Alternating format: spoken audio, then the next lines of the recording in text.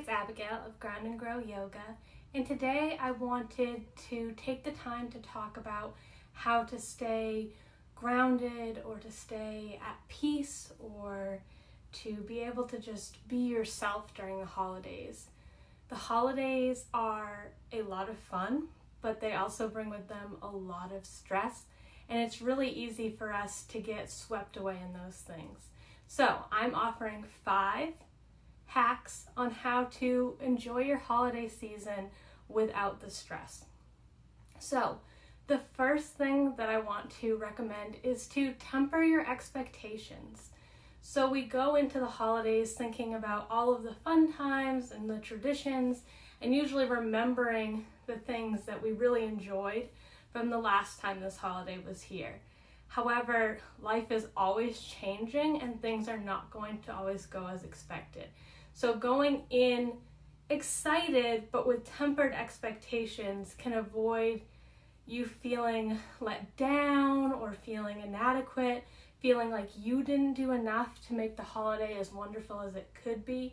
You're not going to remember the little things like whether the table was set with the best dishes or whether they were paper plates. What you're going to remember is the time with family and friends and the memories you guys made together. So have realistic expectations for the holidays. The second suggestion is to remember that emotions are heightened at the holidays. So happiness is an extreme high, sadness is an extreme low, and you'll find yourself arguing with people over things that truly don't matter. So this is something that happens frequently with families, but everyone comes together and everyone's there, and then someone says something that sets someone else off, and then everyone ends up in this huge discussion or argument or whatever it might be.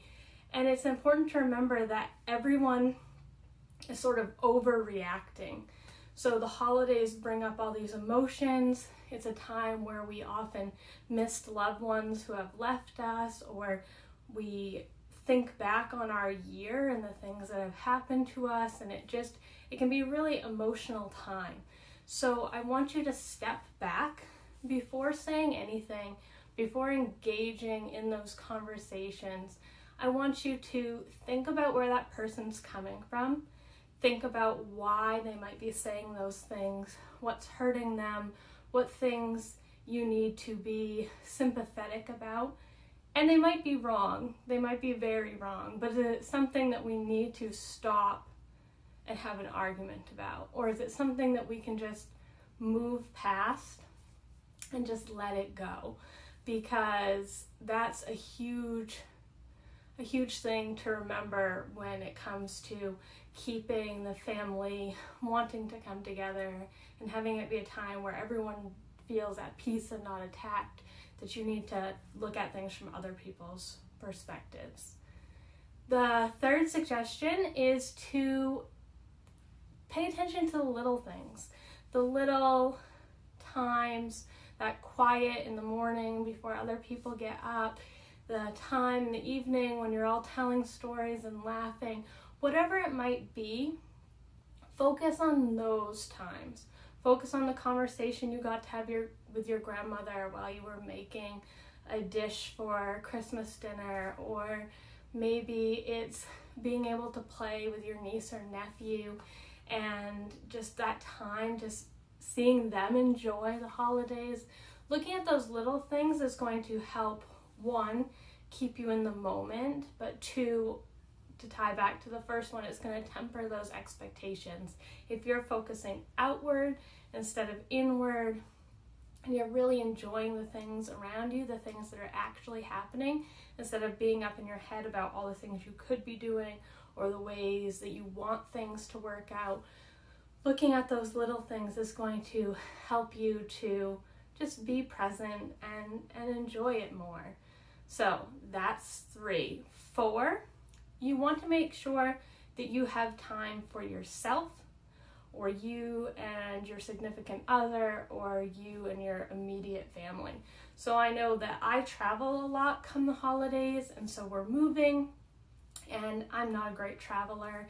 I have a hard time sleeping in different places and going back and forth. I also have allergies, so staying at houses that have pets and things like that is difficult for me.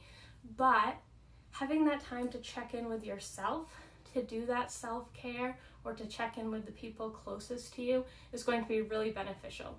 So say you've tried everything you could to prevent a family argument, but it still happens. You should be able to remove yourself to somewhere and be able to cool off, talk about it, just be able to reset yourself. And so I'm not saying that everyone's going to be able to find a place in their grandparents' house where they're going to be doing yoga, but you should be able to find a place, whether it's going for a walk or sitting in the car temporarily or going to your childhood room or whatever it is, and to be able to check in with yourself and have that time, whether it just be a few minutes of breathing or whether it be reading something or just coming back to some sort of thought or prayer or anything that you have that's going to help you be in a better mindset. And this applies to your family too. So I know that my husband and I, we might be trying to communicate through eyes and hand gestures, etc., out with everybody, but it's good to have that time where we can just check in and be like, hey, do you want to go where everyone else is going later, or do you want to just stay back and just relax? And having that time to talk, I think, is important. And if you have little kids, keep your routine as similar as possible as it is to home.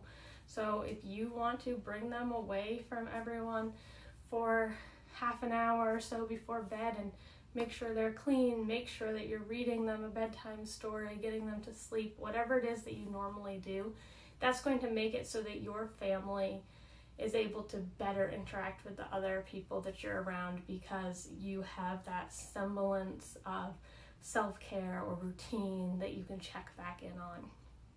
And the fifth thing has to do with the same idea, and that's just breathe.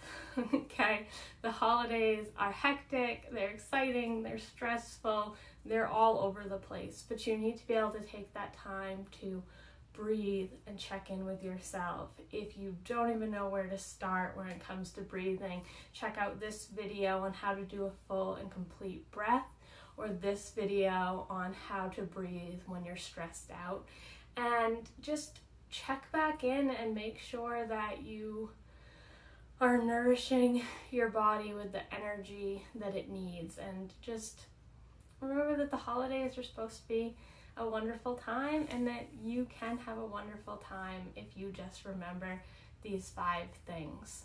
So I hope you all have a wonderful holiday and a wonderful day. Namaste.